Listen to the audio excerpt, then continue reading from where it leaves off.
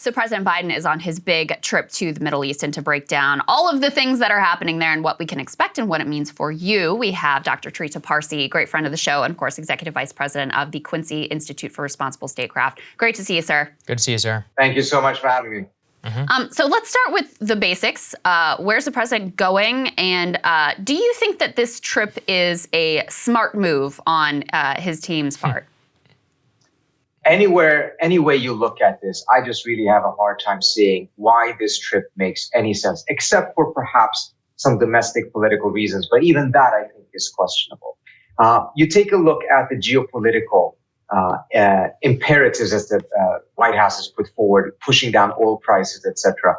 It's been quite clear for some time that the Saudis don't have the capacity to really push down oil prices that in a way that would make a difference for the White House. In fact, if the president was really driven by oil concerns, gas prices, inflation, it would have been much better for him to just go back into the Iran nuclear deal. That would have freed up much, much more oil, including in the short term.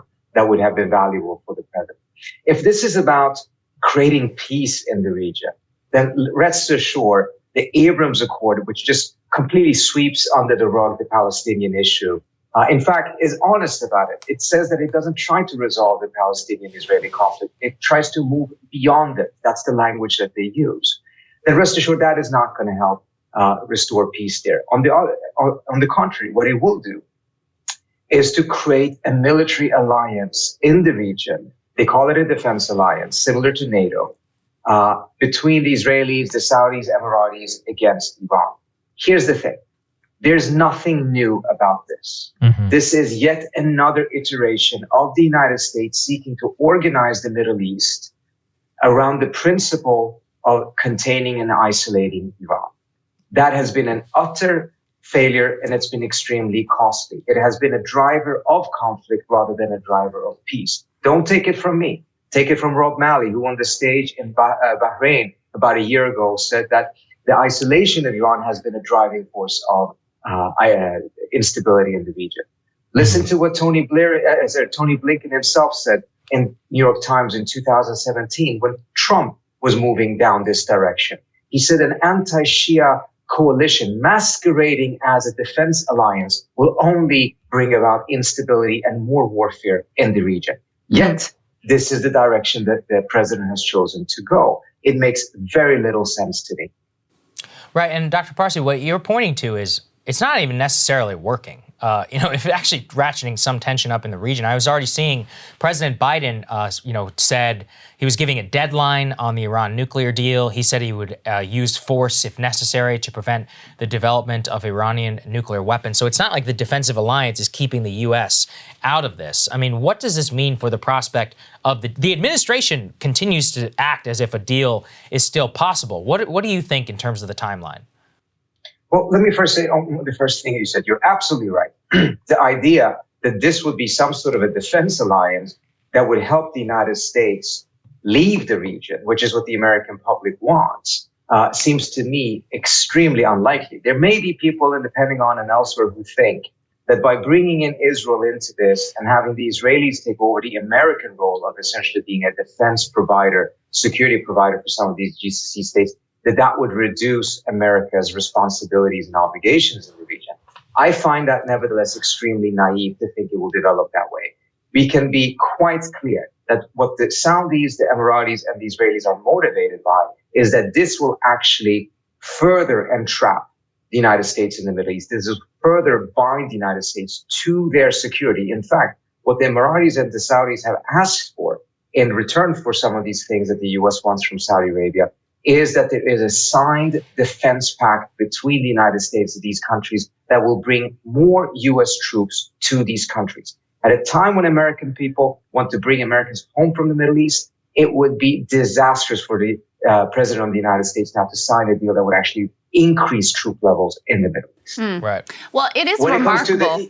Go ahead. Sorry, yeah, and when it comes to the Iran deal, the signaling from the White House at this point seems to be that they themselves have no interest in it any longer. Wow. And even if there were to be a deal, I think we can also then rest assured that that deal would not last very long. Set aside all of these other factors that Biden cannot give any assurances that the deal would last longer than his presidency.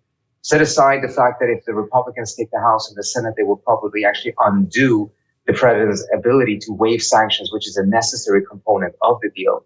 But if we're at the same time, set aside those things, if we think that we can create an arms control agreement with the Iranians that essentially prevents them from ever being able to go to a military nuclear weapons program, and on the other hand, we are arming and further increasing our troop levels on the other side of the Persian Gulf, and we think that that is actually going to be a lasting solution, I think that is just absolute insanity. If we want a nuclear deal with Iran, if we want to make sure that they completely forsake any path to a nuclear weapon, then we actually need to increase security, reduce tensions in the region, rather than cementing those tensions, exactly the way Tony Blinken himself said this would do in 2017.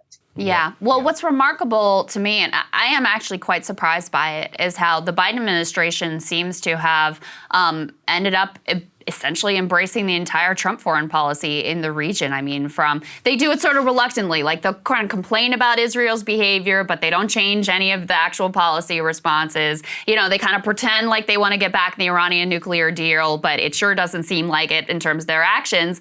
And, you know, Biden, who said he wanted to make Saudi Arabia a pariah nation when he was running for president, now here he is going to Saudi Arabia hat in hand, asking for them to be our besties again. So how did it end up that the Biden administration just basically followed the same footsteps as what the Trump administration did before them? I fear, unfortunately, that you are quite correct. And I think Peter Beinart put it best in his newsletter when he said that Trump would be quite proud of Biden's Middle East foreign policy right now. It is clearly a continuation of that policy rather than the continuation of what Obama tried to do, which was to open up an opportunity for greater diplomacy. Let me say one thing on this as well. The White House is behaving as if they had no choice, that realities on the oil market, geopolitical imperatives, Russia, Ukraine, all of these different things necessitated this move. And there was no other opportunity for the Biden administration to consider. That is, in my view, quite false, because in the midst of all of this, as a result of the U.S. earlier signaling that it's leaving the region, the withdrawal from Afghanistan, the rhetoric about turning Saudi Arabia into a pariah. Guess what happened? The region started to have its own diplomacy. The Iraqis have been hosting numerous rounds of talks between the Saudis and the Iranians, the Saudis and the Turks, the Emiratis and the Qataris. It's just been a flourishing of regional diplomacy. It's been climaxing in what the Iraqis call the Baghdad dialogue, in which they've been bringing all of these countries together and try to resolve their tensions. And the difference between the Baghdad dialogue and the Abrams Accord is profound. The Abrams Accord is organized against a country. The Baghdad dialogue is open for everyone and is not organized against any country. It is not trying to create alliances and pacts and blocs in the Middle East. It's actually trying to resolve the tensions themselves. Moreover, it's a regional initiative. It's driven by the countries themselves. This is not yet another one of these Western ideas that is being imposed on the region. It's coming from the inside. Biden could have chosen to support that initiative, not necessarily take over it, because that would have been counterproductive, but put some American weight behind it, endorse it, say this path towards greater diplomacy is actually a good thing. Instead, he chose to go down the path of 40 years of failed American policy in the Middle East, which will only bring greater American military presence and involvement and entrapment in the Middle East. Yeah. Well, I think you always put it so well. We're so happy to get your analysis on the day of before Biden's trip to Saudi Arabia, and we deeply appreciate it as always. Thank you so much for having me. Absolutely. Great to see you. We'll see you later.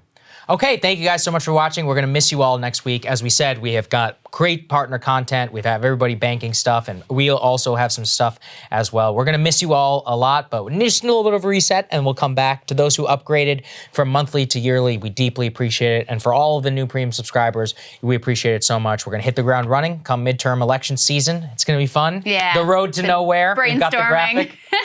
Yeah. Do you guys like the Road to Nowhere? I was also thinking we could do Midterm Madness as another possibility. You know what the fun thing is? We can play around with whatever we want because that's what it means. Oh, look at it. It's beautiful. Wow, our crew's so good. They're on top of it, had it ready to go. Midterm Madness isn't bad. I kind of like that. Right? Or you know what? Why don't you guys send in emails? Send James an email. Tell him what your favorite is, and maybe he'll tell us whatever the best one. Sorry, James, your inbox is spent. Prepare for inundation, James. Okay. Love you guys. Thank you for everything you have done to support this show. And we will see you guys in a little bit more than a week. That's right. Enjoy. See you soon.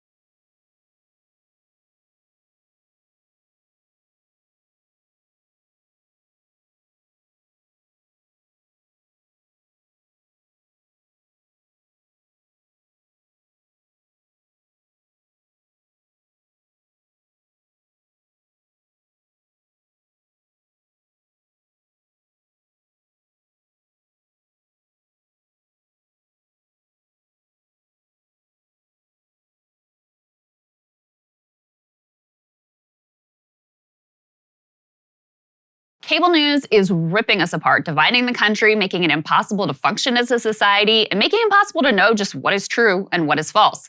But the good news is they are failing and they know it.